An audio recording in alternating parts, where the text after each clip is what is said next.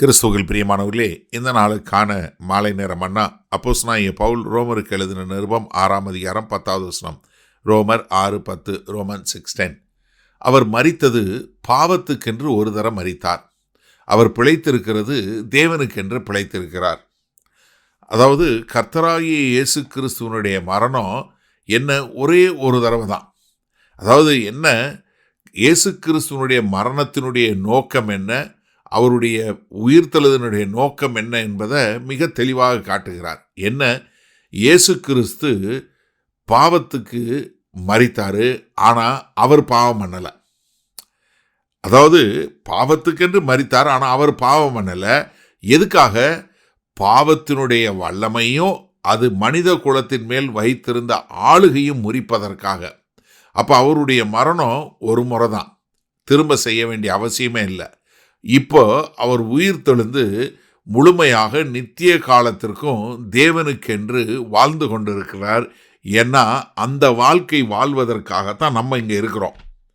நீங்கள் எபிரேயர் 9வது அதிகாரம் 26லிருந்து 28 வரைக்கும் பார்த்தீங்கன்னா, எப்படி பிரதான ஆசாரியர் வருஷந்தோறும் உள்ளே போய் அவர் பலி கொடுக்கிறாரு அப்படின்னு சொல்லிட்டு அப்படி இருந்தனால் உலகம் உண்டானது முதற்கொண்டு அவர் அநேகம் தரம் பாடுபட வேண்டியதாக இருக்குமே.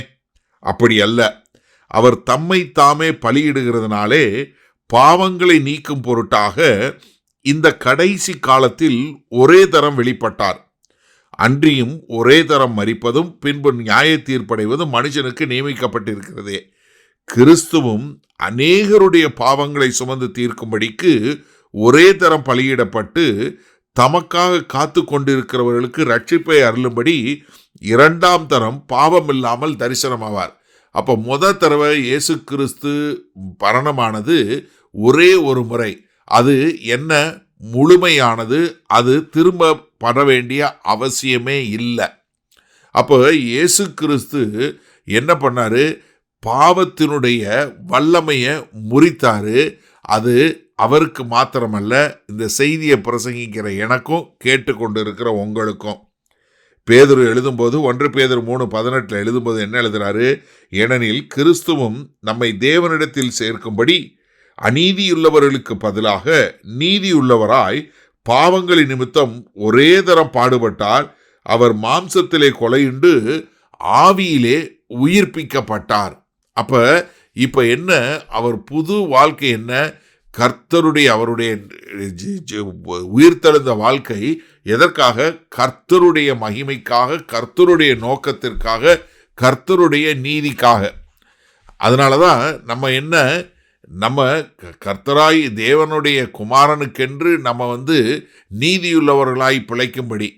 அப்போ நம்ம என்ன, அவர் இப்போ உயிரோடு எழுந்து கர்த்தருடைய வலது பாரிசத்தில் நித்திய காலத்திற்கும் கர்த்தருக்கென்று இருக்கிறதுனால அதை சார்ந்து அதே போல நாமும் இப்பொழுதும் நித்திய காலத்திற்கு வாழ்வதற்காகத்தான் அழைக்கப்பட்டிருக்கிறோம். சரி, இந்த நாளில் இந்த வசனத்தை எப்படி எடுத்துக்கொள்வது? இயேசு கிறிஸ்து ஒரு தடவை மரித்தார். அதோட பாவத்தினுடைய வல்லமையும் மனிதர் குலத்தின் மேலே பிடித்திருந்த சாபமும் முடிஞ்சு போச்சு.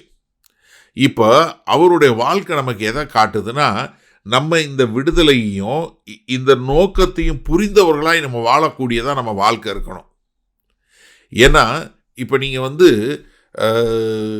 கர்த்தருடைய வாழ்க்கை, கர்த்தருடைய போராட்டம், கர்த்தருடைய காரியங்களை புரிந்து கொண்டவங்க இப்போ நம்ம அதற்கேற்றாற்போல் வாழ வேண்டும். இப்போ நான் இதை ஒரு சின்ன ஒரு அடையாளமாக சொல்கிறேன். இது அவ்வளோ தூரம் இல்லைனாலும் புரிஞ்சு கொள்வதற்கு வசதியாக இருக்கும். இப்போ ஒரு 2 நாட்டுக்கு ஒரு யுத்தம் நடக்குது. இப்போ அந்த யுத்தம் நடக்கும்போது இந்த ஒரு போர்ச்சேவன் என்ன பண்ணுவான்? போய் எல்லா போரிடக்கூடிய காரியம் எல்லாமே போரிடுவான். இப்போ அந்த யுத்தம் முடிஞ்சு 2 பேரும் சமாதானம் வந்துடும், 2 தேசமும் சமாதானம் வந்துருச்சு. இப்போ அந்த போர்ச்சேவன் போய் போராடணுமா? தேவையில்லை, ஏன்னா சமாதானம் வந்துருச்சு. இயேசு கிறிஸ்து என்ன பண்ணாரு? பாவத்தை மேற்கொண்டாரு. எப்படி? தன்னுடைய மரணத்தினால.